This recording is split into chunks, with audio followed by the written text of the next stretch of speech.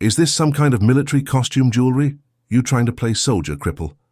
The gang leader's words echoed through Mama Ruby's kitchen as he pointed at the gold insignia on the black woman's wheelchair. What he didn't know? He'd just disrespected a Navy SEAL, one who lost her leg saving 7 American warriors, and now 8 of her deadly brothers were racing across the city to answer her call. Those thugs thought they'd found an easy target. They had no idea they were about to make the biggest mistake of their lives. If you believe in real heroes, hit subscribe, because what happened next turned a quiet Sunday dinner into a moment the whole city would never forget. Her name was Lieutenant Commander Tiana Washington. Though she'd been out of the Navy for 3 years now, she was in her late 30s, with natural hair styled in neat locks and dark brown eyes that held depths most people couldn't fathom. Her fitted purple blouse and black jeans gave no hint of the warrior beneath, but her posture told a different story, the straight spine and alert stillness of someone who had faced death and emerged victorious. Attached to her wheelchair's frame, polished to a mirror shine, was a small gold insignia that most civilians wouldn't recognize, the United States Navy SEAL Trident. Tiana had earned that trident through 6 months of hell that broke stronger men.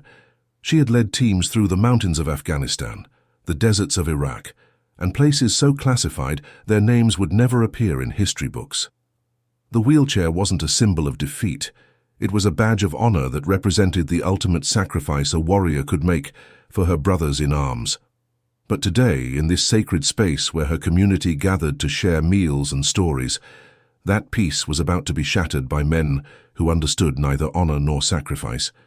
The 4 criminals moved through the restaurant like a plague. Their leader, a scarred man called Demon who'd spent the last decade in and out of prison, had cold eyes that missed nothing. His crew, Snake, a thin man with gold teeth and nervous energy. Bull, whose massive frame and scarred knuckles told the story of countless violent encounters.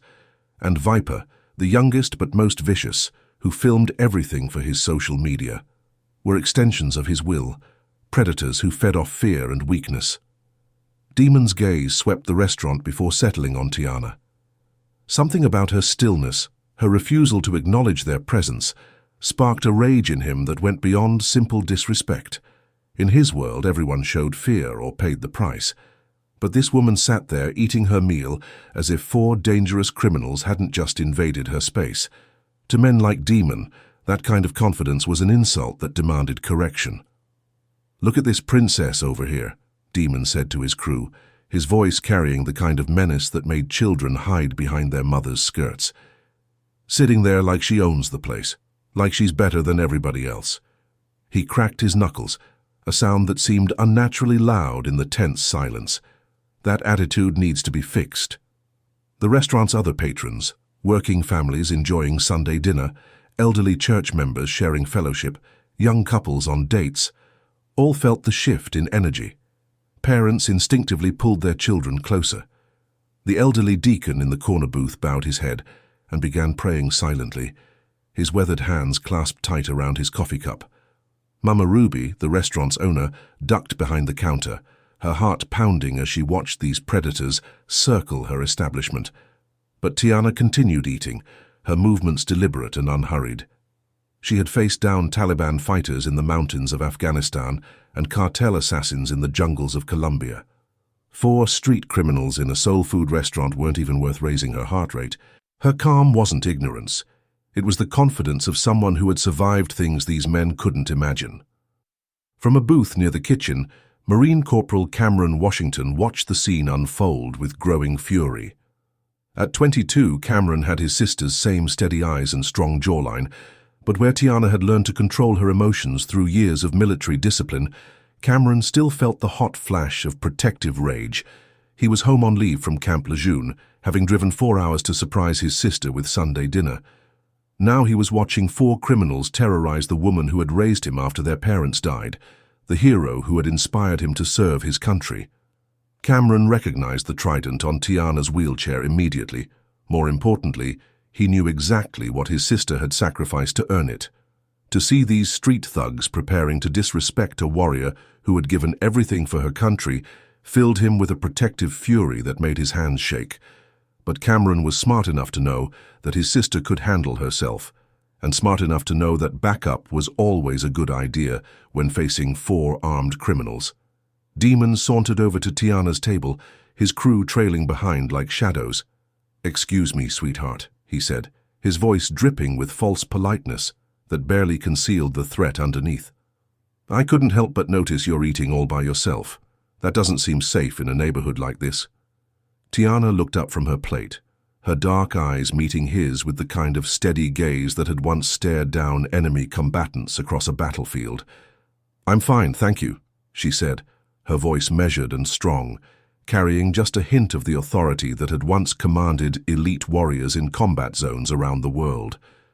But Demon's smile turned ugly. He leaned closer, his breath reeking of alcohol and cigarettes. "See, that's where you're wrong, baby girl. You're in our territory now. Everything that happens on this block, we need to know about it. That includes stuck-up women who think they're too good to show proper respect." The disrespect hit the restaurant like a physical blow. Mama Ruby gripped the edge of the counter so hard her knuckles went white. The young mother at table 3 covered her toddler's ears, her eyes wide with fear.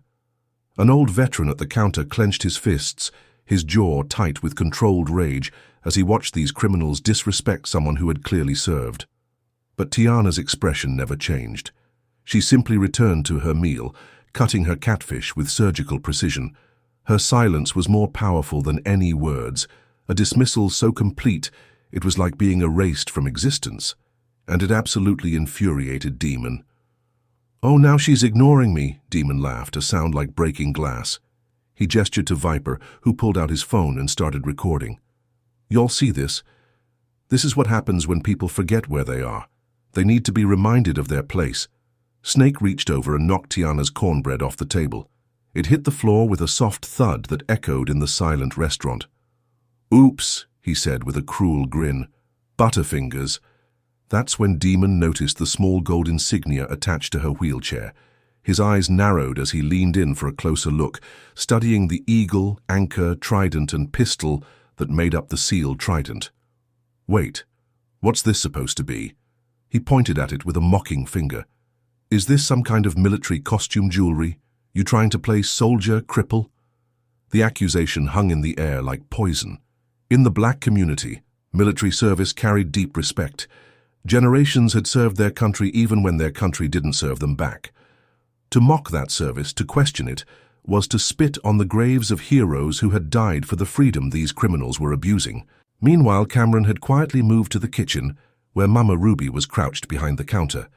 He pulled out his phone and scrolled through his contacts until he found the number he was looking for. Gunnery Sergeant Rodriguez, his former drill instructor who had served alongside Navy SEALs in joint operations. Cameron had kept the contact for real emergencies only. This definitely qualified. "Gunny," Cameron said, his voice low and urgent. "I'm at Mama Ruby's kitchen on Martin Luther King Boulevard. There's a situation here involving my sister. She's Navy. Lieutenant Commander Tiana Washington, call sign Phoenix. These aren't just street punks, Gunny. These are dangerous criminals, and they're disrespecting a SEAL." There was a long pause on the other end of the line. Then Gunnery Sergeant Rodriguez's voice came through, deadly serious. "Phoenix? Kid, your sister's a legend. What's your exact location?" Cameron gave him the address. Rodriguez's next words sent chills down his spine. "Tell the lieutenant commander to hold fast. The cavalry's coming. And son, those street punks have no idea what they just walked into." Back at the table, Demon and his crew had grown bolder.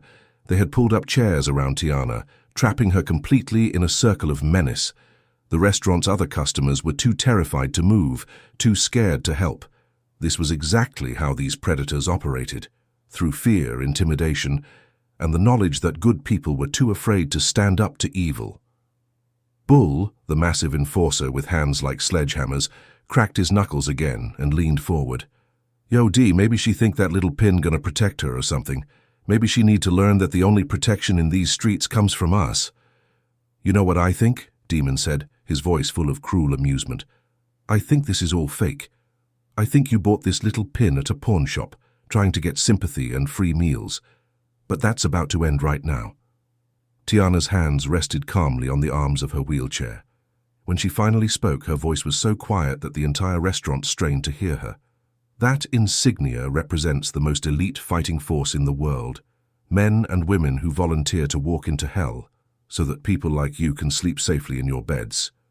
Demon rolled his eyes and laughed, but the sound was forced now, nervous. Right. And I'm sure you were right there with them, rolling into battle on your little wheels. I was, Tiana said simply. Operation Thunder Shield, Operation Desert Phantom, Operation Mountain Justice. I served for 12 years as a Navy SEAL before I chose to save my team instead of saving my legs. The words hung in the air like a challenge. Snake leaned forward, his gold teeth glinting in the restaurant's soft lighting. Before what? Before you got tired of playing pretend? Before you gave up? Tiana looked at these street criminals who had never sacrificed anything for anyone, who had never known real courage or honor, and she made a decision to tell them exactly what they were mocking. Before I held off 20 Taliban fighters for 18 minutes so that my team could escape with a high-value target. Before I took an RPG blast that brought down half a building on top of me.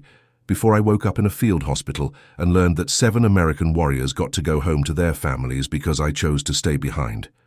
The restaurant fell completely silent. Even Demon's cocky smile began to falter as the weight of her words settled over the room like a heavy blanket. But Bull was getting impatient. Violence was his answer to everything, and all this talking was making him restless. He reached out and shoved Tiana's wheelchair, not hard enough to tip it, but enough to make his point clear. Yo, we done talking. Time for you to show some respect. That's when they heard it.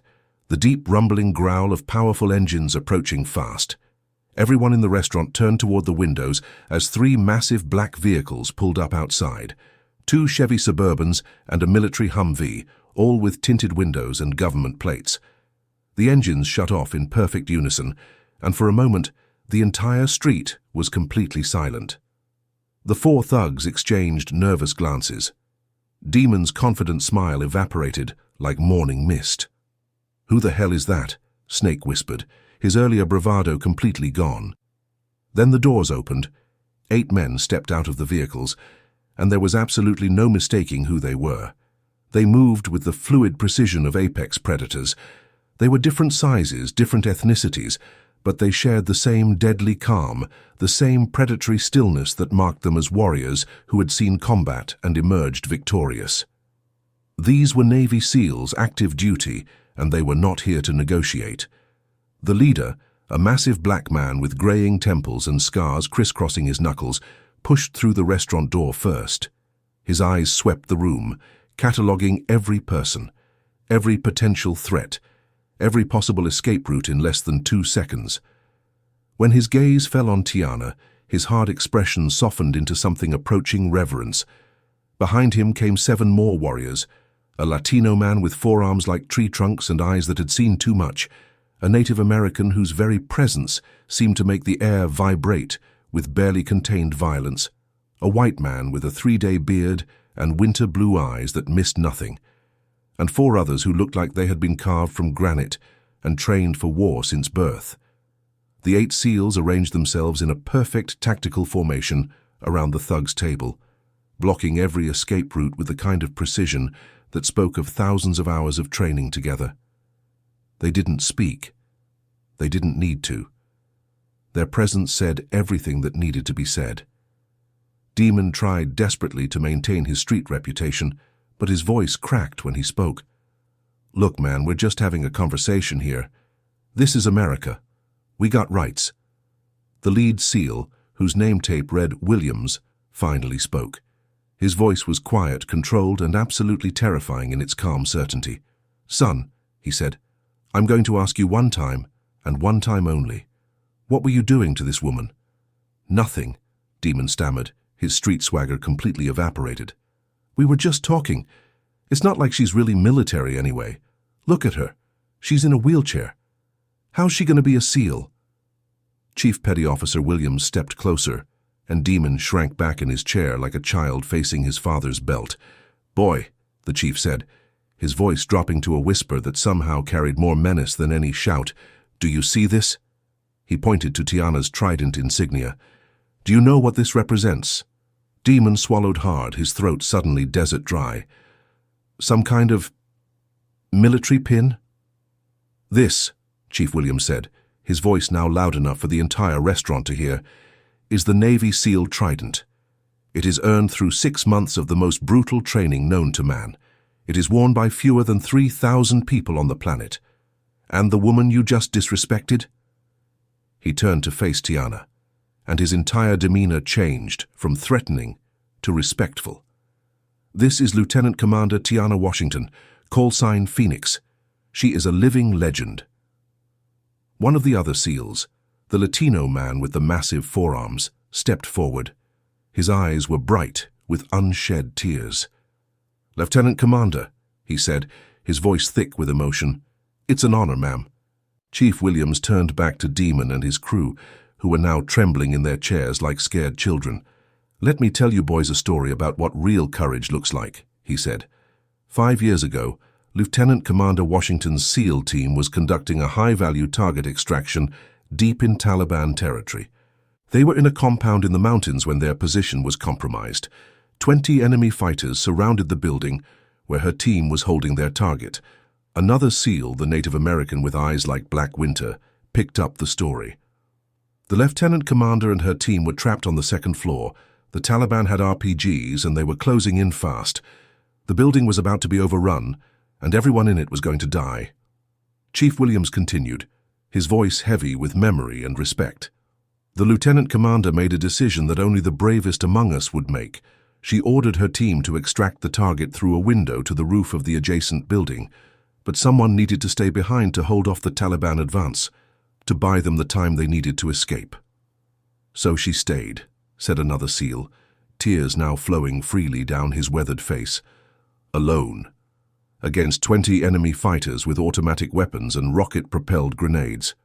She held that stairwell for 18 minutes, Chief Williams said, his voice filled with awe. 18 minutes of sustained combat against overwhelming odds.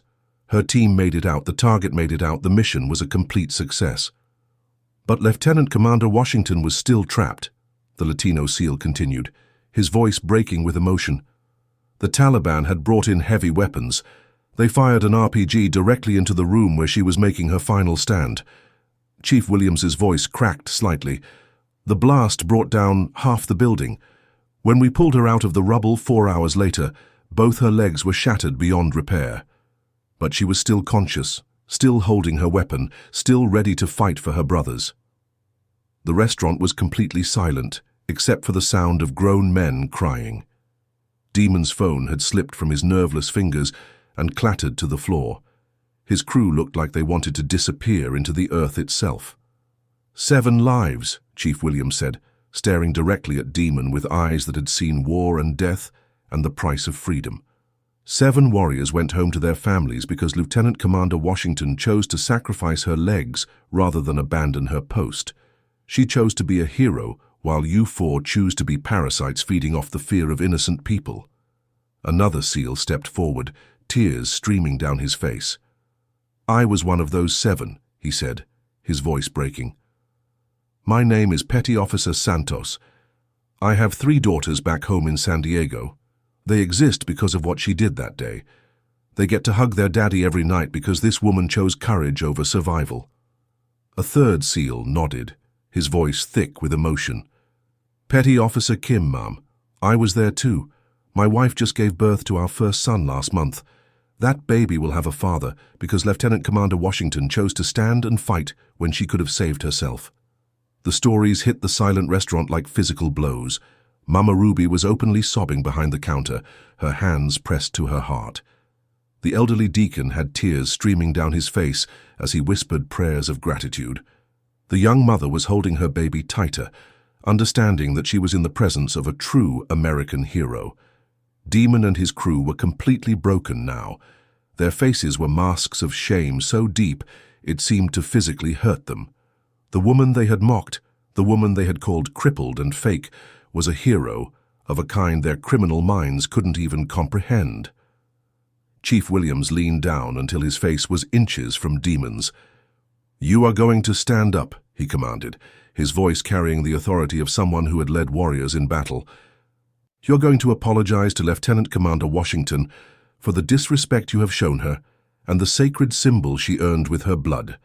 And then you and your crew are going to get out of our sight before we decide to show you what real violence looks like."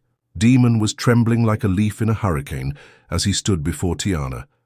The 8 Navy SEALs watched him with eyes cold and hard as winter steel. He finally found his voice, a pathetic whisper that was a world away from his earlier street swagger. "Ma'am, Lieutenant Commander," he stammered, unable to look her in the eye. I am so sorry. We didn't know. We were being worthless pieces of trash.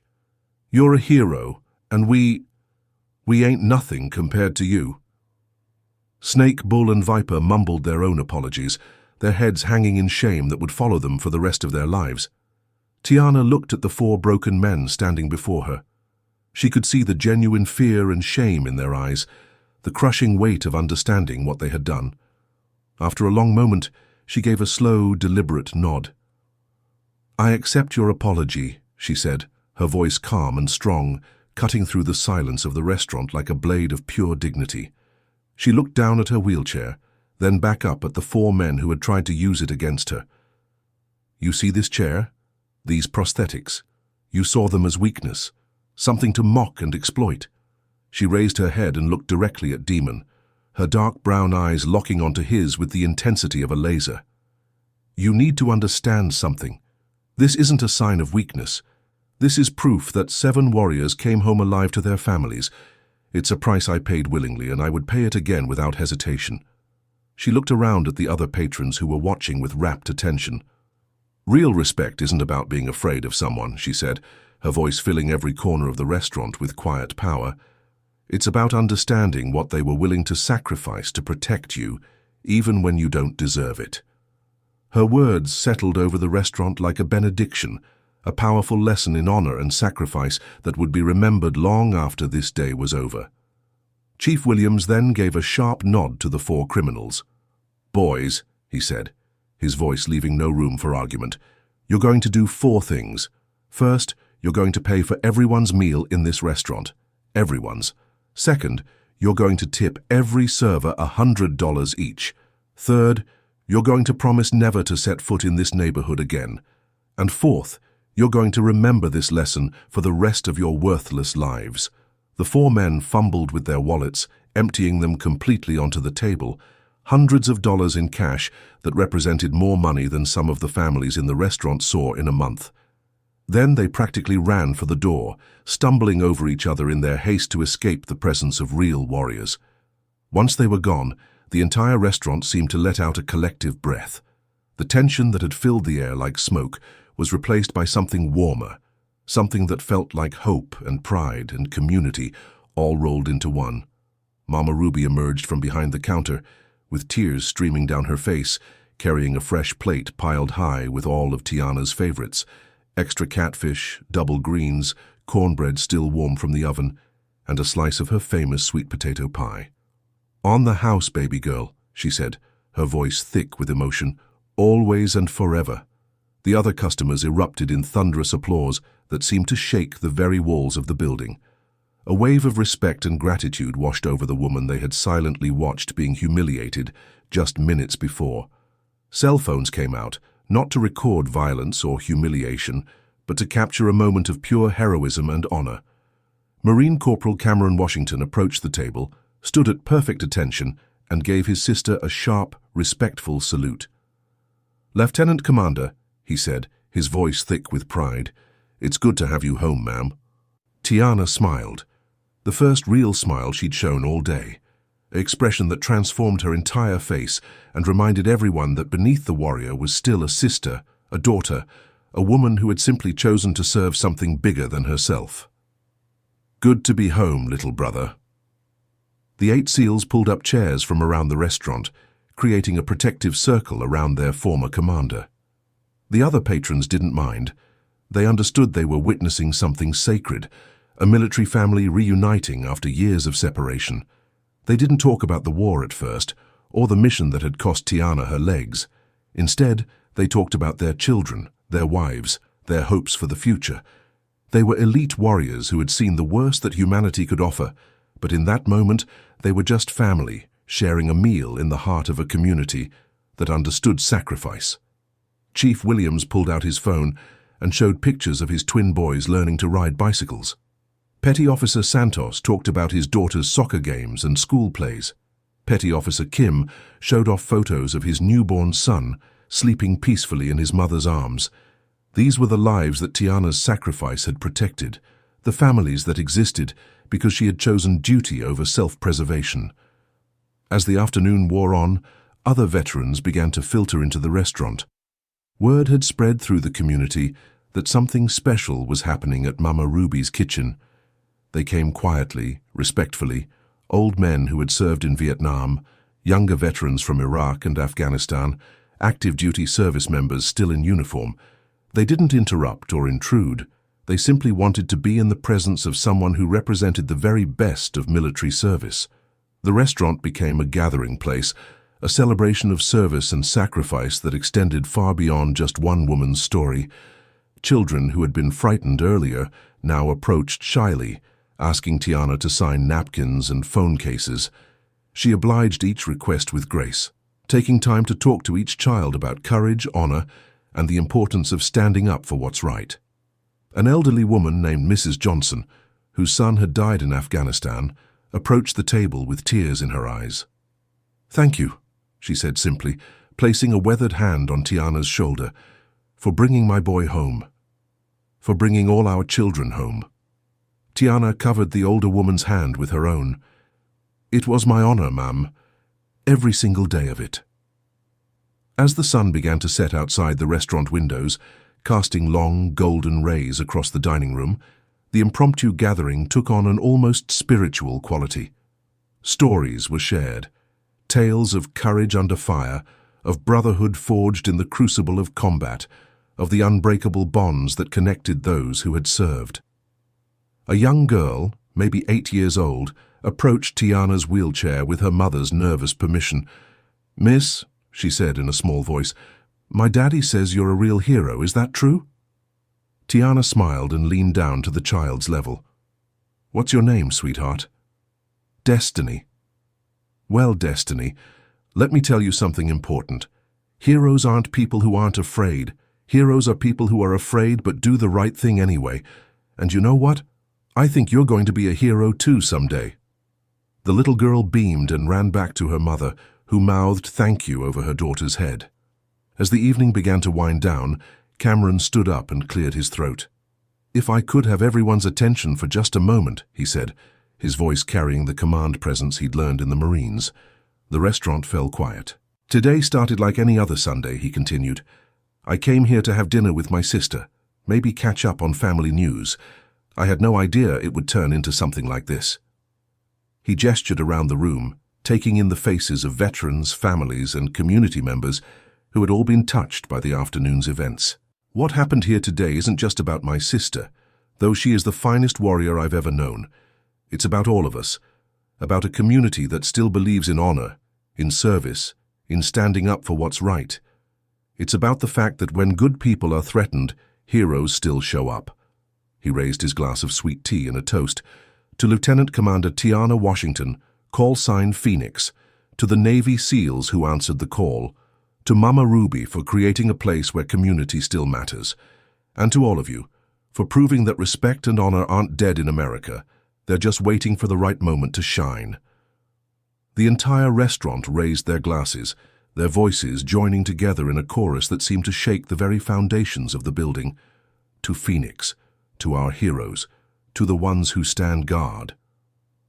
As the formal gathering began to break up, people didn't rush to leave. They lingered, reluctant to let go of a moment that had reminded them what America could be at its best. Veterans exchanged contact information, promising to stay in touch. Families made plans to return to Mama Ruby's kitchen, knowing it had become something more than just a restaurant.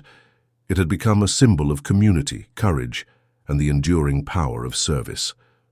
The 8 SEALs were among the last to leave, each taking a moment to say goodbye to their former commander. They moved with the same precision they had shown when arriving, but now their purpose was different. They weren't coming to fight. They were leaving with renewed purpose, reminded of why they served and what they were protecting. Chief Williams was the last to say goodbye. He stood at attention and rendered a perfect military salute to Tiana, who returned it with equal precision despite being seated in her wheelchair. "Until we meet again, Phoenix," he said. "Stay safe out there, Chief," she replied, "all of you." As the SEALs' vehicles disappeared into the night, Tiana found herself alone with Cameron and Mama Ruby in the now quiet restaurant. The owner was already planning how to commemorate the day. A plaque on the wall, maybe, or a special section dedicated to local heroes. "You know," Mama Ruby said as she wiped down tables, "I've been running this place for 30 years. I've seen a lot of things, good and bad, but what happened here today, that's something I'll remember until the day I die." Tiana nodded, understanding. Sometimes, life gives you moments that change everything, that remind you who you are and what you stand for. Today had been one of those moments. Cameron helped his sister to her car, a specially modified vehicle that allowed her to drive independently. As they prepared to part ways, he back to base, she to her apartment across town, he had one more thing to say. "I'm proud to be your brother," he told her. "I always have been, but after today, I hope I can be half the Marine you were a SEAL." "You already are," she replied, reaching up to squeeze his hand. "You called for backup when you saw trouble. You stood up for family. You honored the uniform even when you weren't wearing it. That's what real warriors do."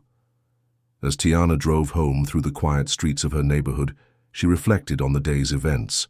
She had come to Mama Ruby's kitchen for a simple meal, a moment of peace in her carefully structured life. Instead, she had been reminded of something she sometimes forgot in the quiet years since her retirement. She was still Phoenix, still a warrior, still someone whose very presence could inspire others to be their best selves.